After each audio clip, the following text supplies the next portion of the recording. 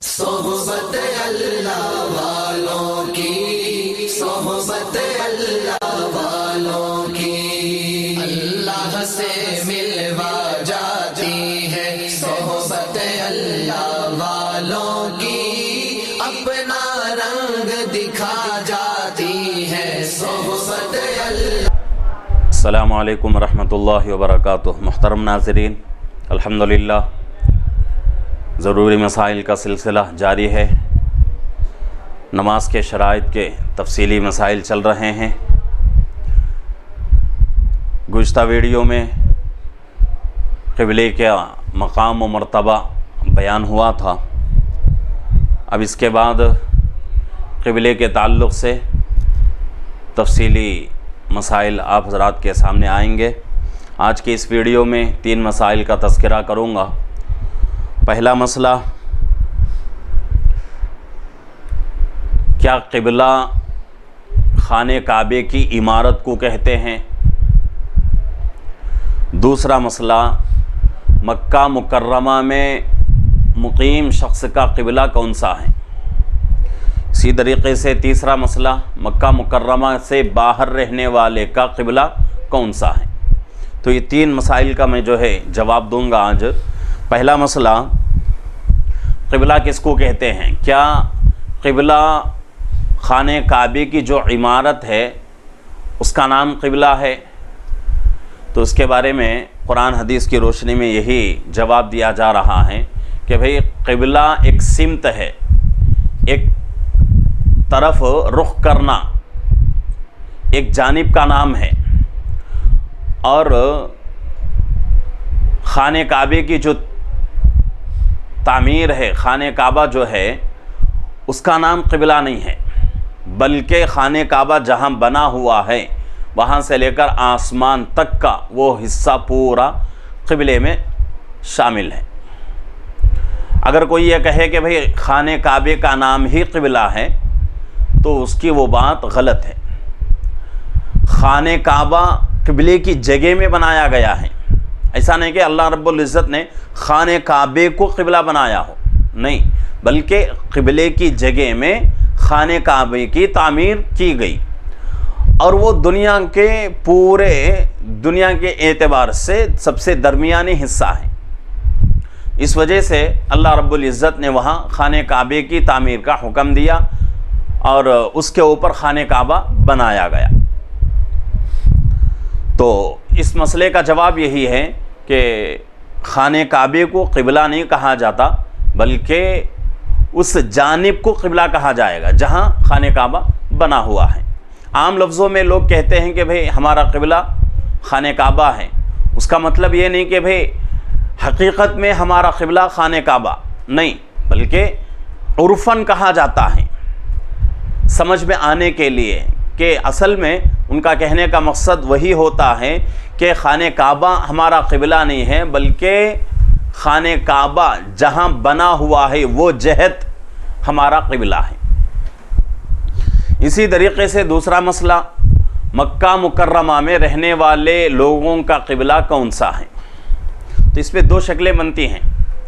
ایک شکل کہ بھئی وہ آدمی جو نماز پڑھتا ہو اور نماز میں اس کو خانہ کعبہ نظر آتا ہو، ایک، اور دوسرا وہ آدمی، اسی مسئلے کا دوسرا پہلو، وہ آدمی جس کو خانہ کعبہ نظر نہیں آتا۔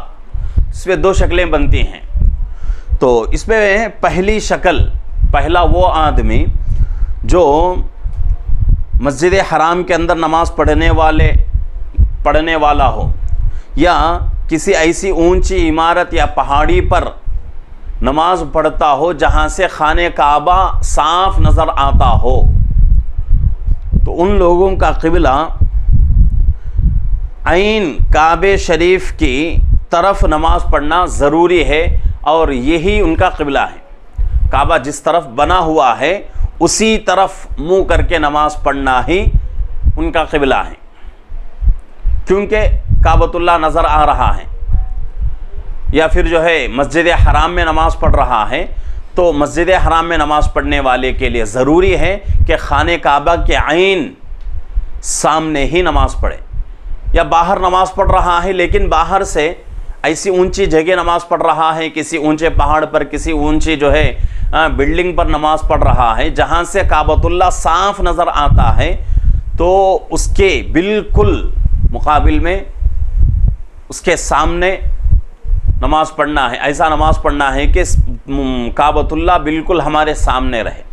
یہ ضروری ہے، اور یہ ان لوگوں کا قبلہ ہے جو لوگ مسجد حرام میں نماز پڑھتے ہوں یا کسی ایسی جگہ پر نماز پڑھتے ہوں، اونچی جگہ پر جہاں سے کعبۃ اللہ ان کو صاف نظر آتا ہو۔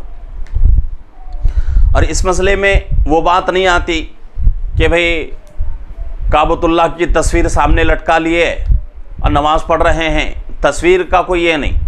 اسی طریقے سے ویڈیو چل رہا ہے، ویڈیو کا کوئی اعتبار نہیں، بلکہ اپنی آنکھوں سے خانہ کعبے کو بغیر تصویر، بغیر ویڈیو، بغیر پردے کے دیکھنا، یہ اصل ہے۔ اگر کوئی آدمی اس طرح اپنی آنکھوں سے بغیر ویڈیو کے، بغیر تصویر کے اور بغیر جو ہے کسی پردے کے کعبۃ اللہ کو دیکھ رہا ہو تو اس کے لیے مسئلہ ہے کہ وہ آدمی عین خانہ کعبے کی طرف، کعبۃ اللہ کی طرف منہ کر کے نماز پڑھے گا۔ اور وہ آدمی اس مسئلے کا دوسرا حصہ اور دوسرا پہلو، وہ آدمی جو مکہ میں ہے لیکن ایسی جگہ نماز پڑھ رہا ہے جہاں اس کو خانہ کعبہ نظر نہیں آتا، گھر کے اندر نماز پڑھ رہا ہے، ہوٹل کے اندر نماز پڑھ رہا ہے، یا کسی جو ہے نیچے زمین کے نیچے حصے میں نماز پڑھ رہا ہے جس کی وجہ سے اس کو خانہ کعبہ صاف نظر نہیں آتا، تو وہ اس آدمی کا قبلہ کیا ہے؟ یہاں بتایا جا رہا ہے کہ مکانات کی آڑ کی وجہ سے کعبہ شریفہ کو نہ دیکھ سکتا ہو تو اس کے لیے کعبے کی جہت کی طرف نماز پڑھنا وہی اس کا قبلہ ہے، عین کعبے کی طرف نہیں۔ بھئی کعبہ جس طرف ہے اس طرف منہ کر کے نماز پڑھے گا۔ ایک ہے کعبے کو دیکھ کر اس کے سامنے نماز پڑھنا، اور ایک ہے کعبے کو دیکھے بغیر کعبہ جس طرف ہے اس طرف منہ کر کے نماز پڑھنا۔ یہ دونوں مسئلوں میں فرق ہے۔ تو جو لوگ کعبے کو دیکھ رہے ہیں ان لوگوں کے لیے ضروری ہے کہ عین خانہ کعبہ کے سامنے نماز پڑھے، خانہ کعبہ ان کے آنکھوں کے نظروں کے سامنے ہو۔ اور وہ آدمی جو خانہ کعبہ کو نہیں دیکھتا تو اس کے لیے ضروری نہیں کہ بھئی خانہ کعبہ کے عین سامنے کھڑا ہو کر نماز پڑھے، بلکہ جدھر خانہ کعبہ ہے، جدھر بیت اللہ ہے، اس طرف منہ کر کے نماز پڑھے تو وہی اس کا قبلہ ہے۔ اسی طریقے سے تیسرا مسئلہ، مکہ مکرمہ سے جو لوگ باہر رہتے ہیں ان لوگوں کا قبلہ کون سا ہے؟ تو اس کے بارے میں یہاں بتایا جا رہا ہے کہ بھئی مکہ مکرمہ کے علاوہ پوری دنیا میں جو لوگ رہتے ہیں ان کا قبلہ اس ملک میں جدھر ان کو خانہ کعبہ پڑتا ہے ادھر ان کا قبلہ ہے۔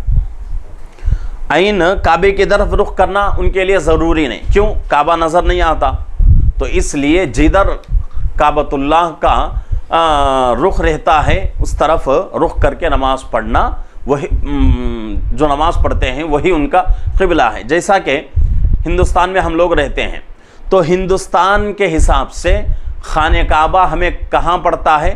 مغرب کی طرف، یہی اسی طرف جو ہے کعبۃ اللہ پڑتا ہے، اسی طرف اس کی جہت ہے، تو اس کی طرف ہم منہ کر کے نماز پڑھیں گے اور یہی ہمارا قبلہ ہے۔